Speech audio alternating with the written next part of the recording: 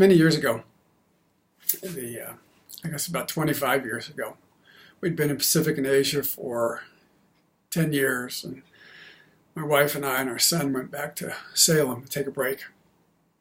And during that year, my son, who loved soccer or football in Asia, joined a league and had a blast. Would go out and play and just thoroughly enjoyed it. Well, I wanted to go watch him, so I'd go and hang out. He had a coach, and they were doing great stuff, and I'd just kind of hang out with the coach and talk and try to be encouragement and just be involved. And one day the coach said, "Hey, Matt, can you oversee? Can you be a coach for the rest of the day? I've got to go do some stuff." So I was out there, and we broke them into two teams, and we were just having practice. They were playing each other. And so I would have the ball and say, "Okay." Then I'd set it down, and they'd start at it, and they'd get going. And I'd set the ball down and okay, go. And all of a sudden, for the first time I realized, because they were all kind of broken up out over the field, and you had all their different positions set up. As soon as you set the ball down and said, "Okay, go and play," all of a sudden it's like reality changed, and everybody, all the kids on that field, ran towards the ball, and soon, within a minute or so, there was this little group of kids all around the ball, just standing there and trying to kick it. So I would whistle and say, "Stop." Just go back to your positions. I'd do that, and I'd go back to their positions. And then, "Okay, go." And lo and behold, within a minute, the draw of the ball, the seduction of, "Oh, can I kick the ball?" A little mob around the ball. And so then, being a teacher, I couldn't help it. I said, "Okay, now go back to your positions. Now, when I blow the whistle, and you hear me blow the whistle, I want you to freeze." So I set the ball down. I said, "Okay, go play."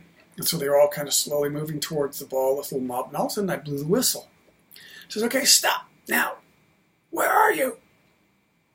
And they'd look around. It was almost like, as they looked around, they thought, "How did I get here?" Because they have no self-awareness. They're little kids. They're just trying to figure it out. I was trying to help them. And I'd blow the whistle and say, "Okay, where are you?" And lo and behold, they'd kind of realize, "Oh, dang, I'm supposed to be a forward. I'm supposed to be back at defense." So then they'd kind of slowly trot back, and then I'd say, "Okay, go." The seduction of that ball. And that's when I began to get real clarity on the first question God asks us: where are you? He wasn't just asking Adam. Yes, it was relevant for Adam, but what was relevant for Adam was relevant for all of us. Most fundamental question that you can ask in any relationship is, where are you? Because that's where all relationship starts. Before the rebellion, God didn't need to ask the question, because there was this keen sense of awareness. There was this keen sense. There wasn't anything blocking. There was nothing to hide from. There was no sense of distortion or deceit. And the first fruit of the fall is we lost the context for life. In missions, we'd call it contextualization. But in very simple terms, some of the researchers in organizational development call it simply reality. One of the first questions that you ask when you're dealing with change or development or growth is what's the question? Okay, what are the facts? What do we know to be true? Which is another way of saying, where are you? Someone calls you up on the phone and they says, "Hey, Matt, how you doing? I want to come see you." What's the first question you ask before if they don't know where you live? Well, the first question you ask is, "Where are you?" Because the directions that you give are contextualized, are relevant to the reality of where they are. If they're north, you can tell them south. If they're south, you can tell them north. And so the first question God asks is one of the most profound questions that anybody could ask, that we're still asking and still wrestling with today. Where are you? Where's humanity? Where's society right now? Where is our nation in development? How am I looking at my organization? What stage of growth are we in? How are we responding to? And questions start to flow out of that. What I love about that first question, first engagement of God who comes to humanity, is to ask a question, fascinating in and of itself, and to ask a very specific question. He asks three. This is just the first one. Where are you?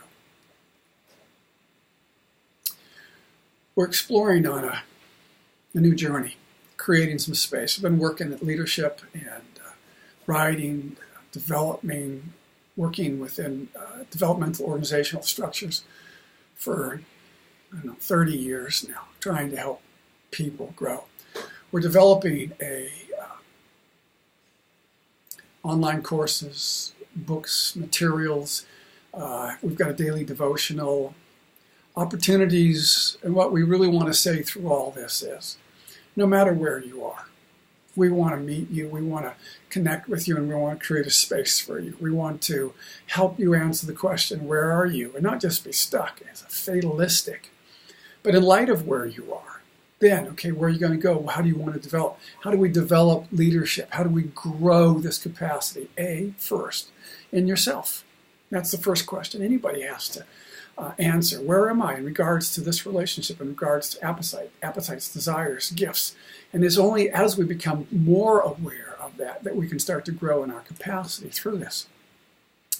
So if you're interested in joining us, if you're aware that maybe you could use some refinement in the question, where are you? If you're interested in growing in an ability to lead in the midst of uncertainty, in the midst of tensions, you want to grow in your leadership capacity in a changing world, come join us.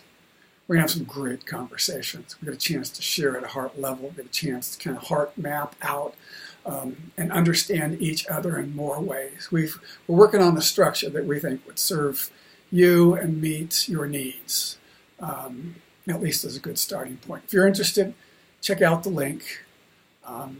Otherwise, come join us when you are. Thanks. Have a good day.